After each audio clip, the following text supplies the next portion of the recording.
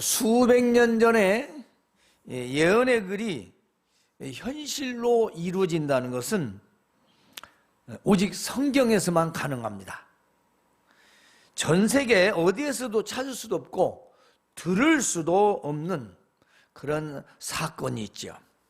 자, 우리는 앞서서 이사야서 7장 14절, 그리고 마태복음 1장 21절과 연결, 그리고 스가랴 9장 9절에서 10절까지 있는 말씀을 통해서 이미 메시아 예언과 성취에 관한 말씀을 들었습니다.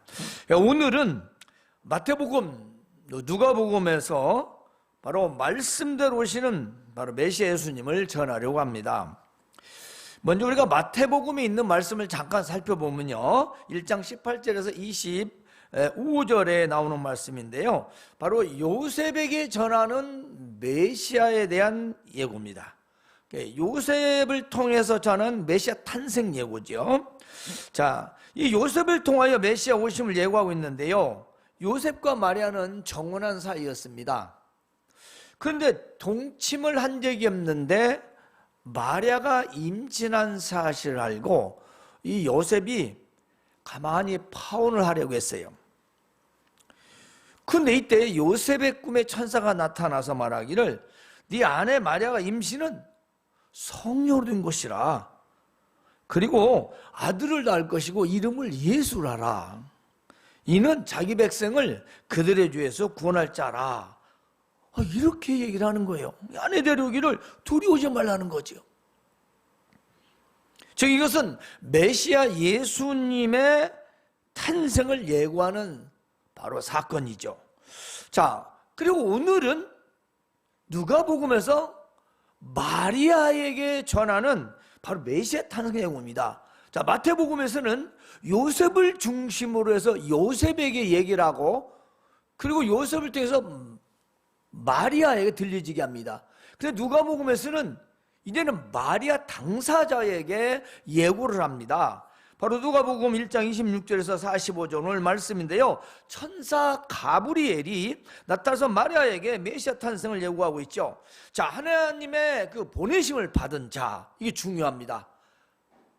단순한 천사가 아니요, 하나님께서 보내신 그 천사 가브리엘이 갈릴리 나사렛이란 동네의 다윗의 자손 요셉과 약혼한 처녀 마리아에게 이르러 말하길, 그렇습니다. 그 마리아에게 말하는데 주의 은혜를 받은 자여 평안하라, 주께서 너와 함께 하신다. 마리아가 그 말을 듣고 이 인사말이 도대체 무슨 뜻인가 하고 생각하고 있었는데 천사가 말합니다. 마리아야, 무서워하지 말라. 네가 하나님의 은혜를 입었다.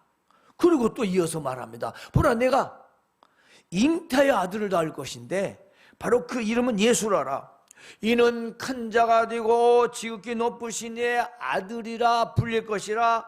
또 하나님께서 조상 다윗의 왕위를 그에게 주실 것이다.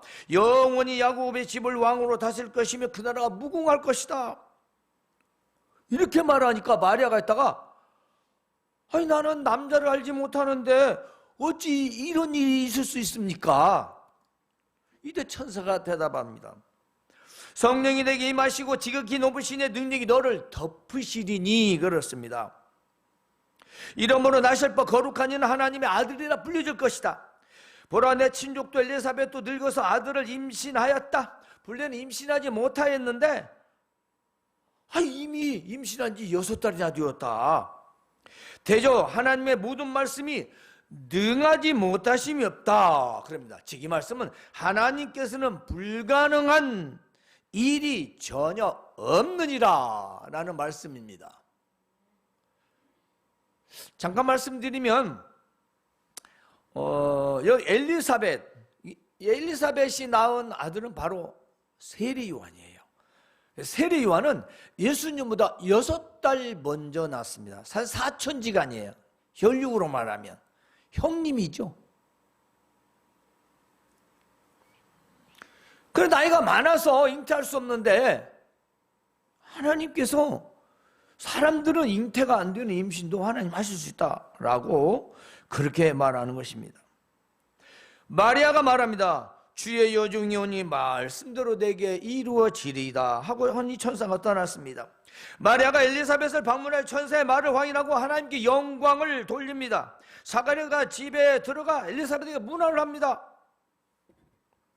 엘리사벳이 문안을 받자 아이가 복중에서 뛰노는데요, 엘리사벳이 성령의 충만함을 받아서 큰 소리로 불러 말합니다. 여자 중엔 네가 복이 있으며 주의 어머니가 내게 나아오니 이 어찌 된 일인가. 보라, 내 문안의 소리가 내 귀에 들릴 때에 아이가 내 복중에서 기쁨으로 뛰노락도다. 주께서 하신 말씀이 반드시 이루어지리라. 믿은 그 여자에게 복이 있도다. 자, 이게 오늘 말씀을 제가 조금 줄여서 전해드렸습니다. 마리아는 분명히 복을 받은 여자입니다. 정말 특별한 여자인 건 사실이에요. 왜냐하면 다윗의 자손 오실 메시아 곧 예수님을 성령으로 잉태하였기 때문입니다. 분명히 큰 복을 받은 여자인 건 분명해요. 그런데 이는 원죄가 없는 무주 잉태가 아닌 하나님께 은혜를 입었기 때문입니다. 성령의 잉태라는 것은 성령께서 신비적으로 잉태하게 하셨다라는 것입니다. 이 성령 잉태를 자꾸 과학적으로 염색체로 DNA로 말하려고 하면 이건 무리가 가는 거예요. 하나님이 하신 일, 천지창조도 우리는 잘 알지 못하는데 생명창조를 그분이 하셨는데 우리 뭐 이것을 인간의 작은 두뇌 100가지도 해결 못하는 이 어리석은 아둔한 머리로 그걸 자꾸 하나님의 그 뜻을 밝혀내는 자체가 어리석은요. 그래서 5만 가지 여러 가지 이상한 설들이 다 나옵니다. 성령의 잉태는요, 신비적인 잉태입니다. 우리가 그렇게 1, 2, 3, 4 그렇게 설명할 수 있는 게 아니에요. 따라서 마리아의 이 순결성, 이 처녀, 이것은 남자와 성적 결합이 없이 잉태되었다라는 거죠. 바로 이 신비적이 뭐냐? 남자와 여자와의 성적 관계를 통해서 잉태를 해야 되는데 전혀 그러한 사실이 없다는 것입니다. 즉 마리아의 순결성은 예수님이 인간의 아버지를 전혀 가지고 있지 않음을 의미합니다. 요셉은 명칭상 호적상의 아버지지 사실은 우리처럼 육적인 관계에서 아버지가 아니라는 거죠. 예수님이 다른 인간들처럼 죄의 본성, 즉 유전적 성적 결합이 전혀 있지 않다는 것을 의미합니다. 이게 바로 이 성령의 잉태, 신비적 잉태를 말하고 있는 것입니다. 그러므로 성령의 능력이 예수님 잉태에 작용하기 때문에 원죄 상속, 즉 원죄가 예수님은 없어요. 왜냐? 사람의 방법으로 탄생되지 않았기 때문에 에덴 동산에 지은 아담과 하와의 후회는 맞으나 그는 인간처럼 창조되거나 탄생되지 않았다는 것입니다. 성령의 잉태는 우리 믿는 바 우리의 신앙이지요. 좀 더 정확히 말하면은 성부 하나님은, 즉 성부 하나님이 영원히 육신을 입으시기 전이나 후 모두 성자의 아버지다 이 말이에요. 성부, 성자, 성령이시잖아요. 그분이 변함이 없고 그리스도는 아버지와 함께 계시다가 보냄을 받아서 인간으로 오셨다는 거죠. 사람의 몸을 입고. 다른 남자들과 성관계를 맺지 않았음에도 불구하고 임신을 하고 알았을 때 마리아는 얼마나 당황했을까요? 오늘 우리는 이 마리아의 모습을 한번 봐야 됩니다. 예수님은 아버지의 뜻을 이루기 위해서 이렇게 오셨는데 그 오시는 사건이 처녀 마리아의 몸에서 잉태라는 인간이 이해하지 못할, 상상할 수 없는 그 방법을 통해서 오셨다는 겁니다. 하나님은 할 수 있는 방법이죠.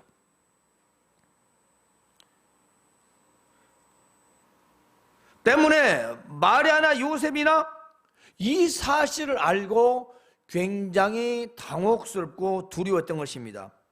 자, 여자는 정혼했기 때문에 부도덕한 년이라 잘못하면 돌에 맞아 죽을 수도 있죠.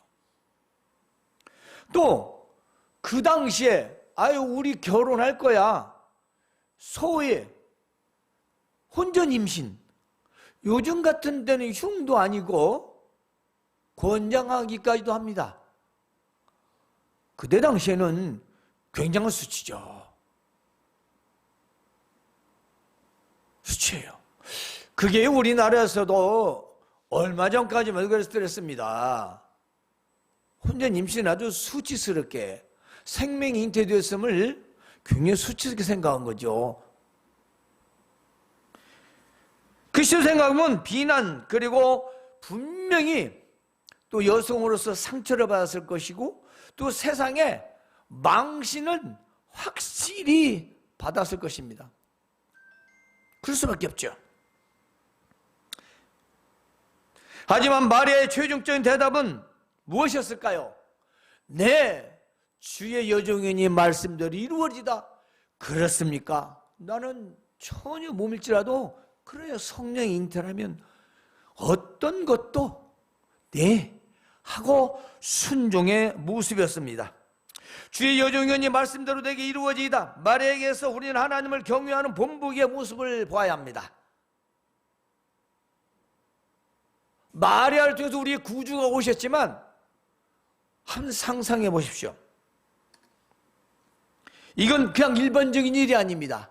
하나님 말씀이 내게 이루어진다는 사실, 그것도 엄청난 사건이 나를 통해 이루어진다는 사실, 그건 믿음이 아니고는 이루어질 수 없는 거죠. 여기서 우리는 한 가지 배우고 갑시다. 자, 이 가톨릭의 성모 마리아 숭배 사상이 어디서 나왔냐면 바로 여기에서 나오는 거죠. 로마 가톨릭의 마리아의 그 무죄 잉태설이라는 게 있습니다. 이게 뭐냐면 자, 무염시태라고 한자로 이렇게 쓰는데요. 마리아가 잉태한 그 순간부터 원죄는 소멸됐다.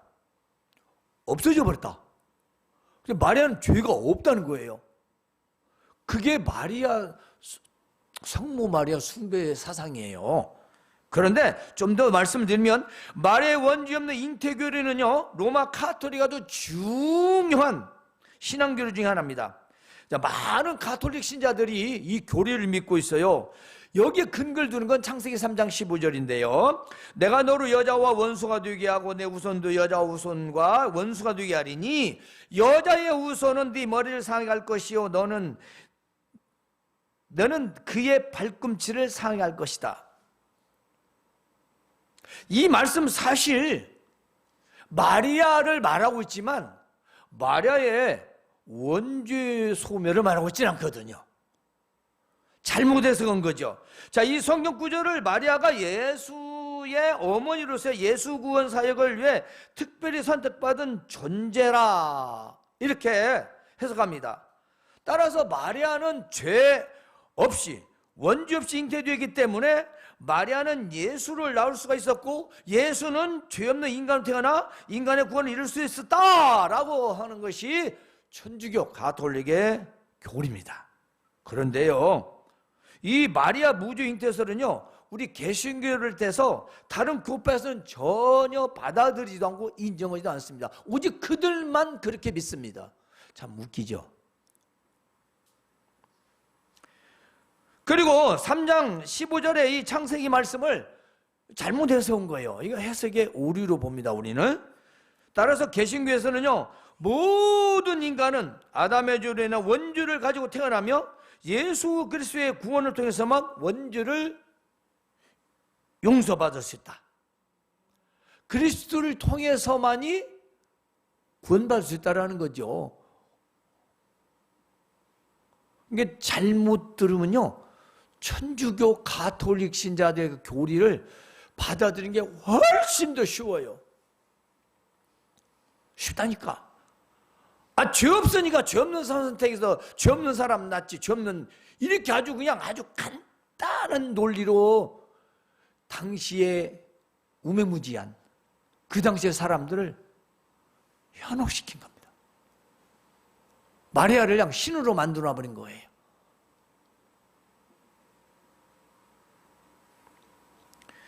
따라서 마리아가 원죄 없이 잉태되었다는 것은 성경의 가르침과 모순되는 거지요. 자, 누가복음에서 처녀 마리아 잉태 예고인데요. 우리가 한번 봅시다. 천사 가브리엘을 통해서 잉태를 예고합니다. 마태복음에서는 요셉을 통해서 합니다. 그런데 성령으로 처녀 마리아가 잉태된다는 걸 또 말해주죠. 본인에게. 그리고 아들을 낳을 거라고 합니다. 이름도 얘기하면 예수라고 합니다. 그런데요, 하나님의 아들이시라고 합니다. 그런데 다윗의 왕위를 물려주신대요. 뿐만이 아닙니다. 영원히 야곱의 집, 그 야곱의 집이 뭘까요? 바로 이스라엘을 말하고 있습니다. 이스라엘 왕으로 다스릴 것이며 그 나라는 무궁할 것이다. 그 나라가 영원하다. 그렇다면 야곱의 집은 야곱의 12아들 12지파에서 유다 지파의 이스라엘. 그 이스라엘은 바로 그리스도를 믿는 모든 영적 이스라엘 백성들까지도 다 포함된다는 것이에요. 즉, 이 왕을 통해서 하나님의 나라가 이 땅에 임하게 될 것이고 그 나라는 영원하다는 것입니다. 왜냐하면 그분이 오셔서 천국을 전파하시고 우리 죄를 대신 십자가에 죽으시고 그리고 3일 만에 부활하십니다. 그리고 승천하시고 약속이 다시 오신다는 거죠. 그게 계시록입니다. 그 약속은요, 이 땅에 하나님의 나라를 이미 이루어졌지만 완벽하게는 아직 다시 오실 그 그리스도, 그까지 하나님의 나라예요. 그 이 나라가 완성이 되면 천국, 하나님의 나라, 영원한 저 천국, 새 예루살렘성이 하늘로부터 내려와 온전한 천국이 이루어지는 거죠. 이것은 허무맹랑한 이야기가 아니라 계시록에 다 나와 있는 말씀입니다. 그럼 메시아가 우리가 구약성경 이사야서, 스가랴서 이걸 통해서 분명히 들었습니다. 그런데 다시 또 마태복음에서 누가복음에서는 아주 자세하게 그 말씀들이 어떻게 이루어지는지를 차근차근 잘 사건적으로 설명하고 있다는 것이죠. 그럼 뭘 말하고 있을까요? 어떤 분은 이걸 신화라고 하고 픽션이라고도 하고 만드는 얘기라고, 그 유대인들도 만들어진 얘기라고는 안 해요. 안 믿어서 그렇지.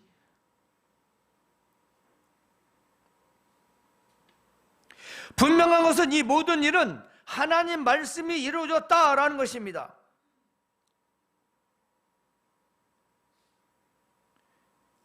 오늘 중요한 건요, 말씀대로 이루어진다는 것입니다. 오늘 저와 여러분이 여기서 기억해야 할 것은 바로 말씀대로 이루어진다는 사실. 마리아가 만약에 저는 이럴 수 없습니다. 제가 어떻게 해? 그렇게 귀한 하나님 아들 제가 잉태할 수 있겠습니까? 저는 못합니다. 그리고 잘못했다 내가 이 세상에 알려지게 하면 내가 세상에 무슨 수치를 당할지 내가 알 수 없습니다. 라고 만약에 거절했다면 어떻게 됐을까요? 자, 또 하나, 요셉이 이게 무슨 소리입니까? 나 잔 적도 없는데 지금 임신이 된다뇨? 그럼 나보고 어찌라는 겁니까? 난 아직 결혼도 아직 둘이 부부는 맞아요. 당시의 약혼은 결혼에 대한 부부의 효력이 있어요. 그래서 파혼을 하고 이혼을 하게 돼요. 약혼만 해도. 우리나라 약혼제도가 있었죠. 그다음 더 강합니다. 그럼 당시에 보면요, 아니 나 잔 적도 없는 처녀가 임신했다는데 그것도 무슨 성령으로 하나님 등에 잉태가 된다고 하니, 이것을 만약에 요셉이 이해하면 아이고 됐습니다, 저는 안 하랍니다, 그 마리아하고 알아서 하십시오, 나는 모르겠습니다 라고 했더라면 어떻게 됐을까요? 여기 중요한 건 말씀대로 이루어지다. 요셉도 지금 들은 말은 천사를 통해서 들은 건 하나님 말씀이에요. 마리아도 지금 천사를 통해서 하나님 말씀을 듣고 있는 거예요. 오늘날 우리는 교회의 목회자를 통해서 하나님의 말씀을 전해 듣고 있는 것입니다. 그때 당시에는 직접 받아 하신 말씀이고, 우리는 받아 기록된 말씀을 대신 전하는 거예요. 하나님 말씀이 이루어진다는 사실은 내가 그 말씀을 믿는다는 뜻입니다. 그 말씀을 믿지 않고는 우리는 아무 의미가 없어요. 그리스도 오심도, 메시아 탄생도, 크리스마스도, 성탄절도 아무 의미도 없는 거예요. 말씀을 믿지 않는데 예배가 뭔 필요가 있습니까?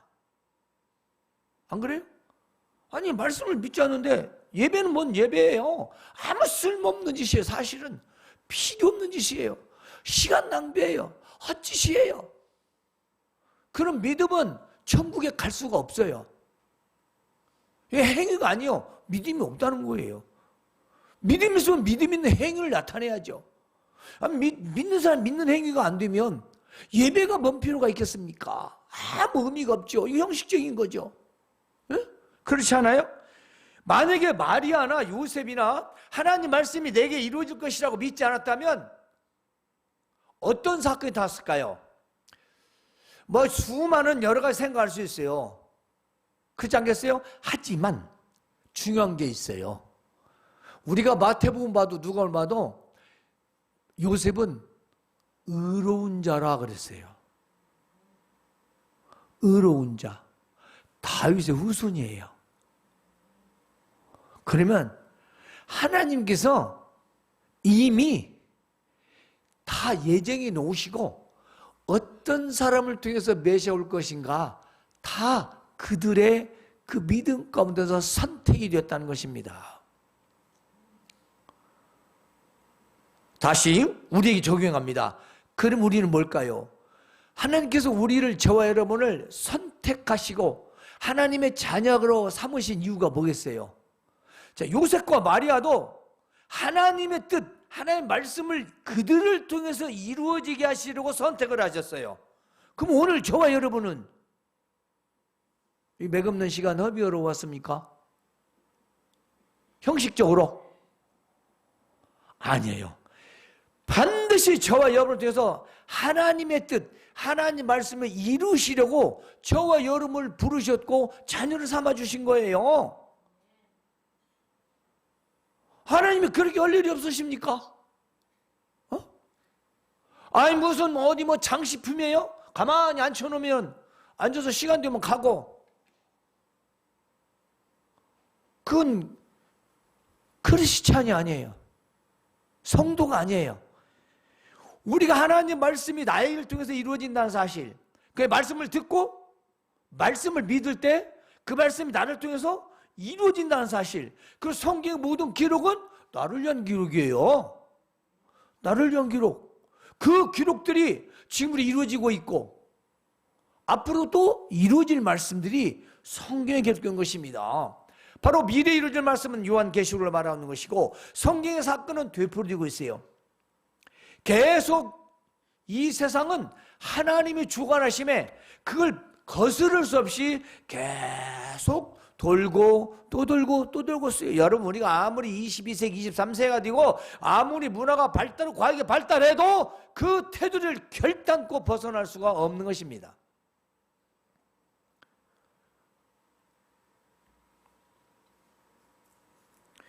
우리가 오늘 말씀을 통해서 기억할 것은 이 모든 일은 하나님 말씀이 이루어지는 것이다.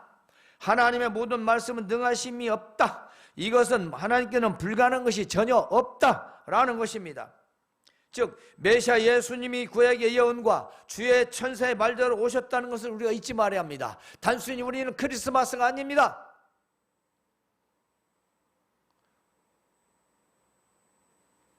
우리가 크리스마스를 꼭 하나의 그냥 교회 절기로 그냥 간단하게 생각하고, 또 혹은 사람들의 축제나 또 부부간의 연인끼리 자기들이 축하하는 좋은 날로 생각하는 사람들이 엄청 많습니다.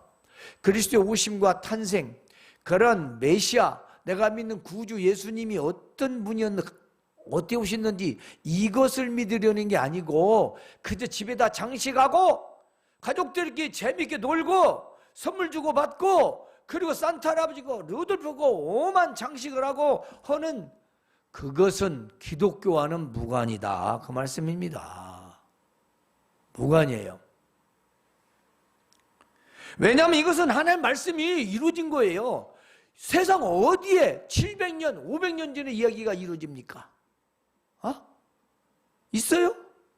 세계사를 봐도 없습니다. 그 어디에도 없어요. 오직 성경에서만 그걸 말하고 있어요. 예언했다, 성취했다, 예언했다, 성취했다. 오직 바이블, 성경에서만 그것이 가능합니다. 다른 데는 없어요. 그래서 말씀대로 오시는 제가 메시아를 여러분에게 전하고 있는 겁니다.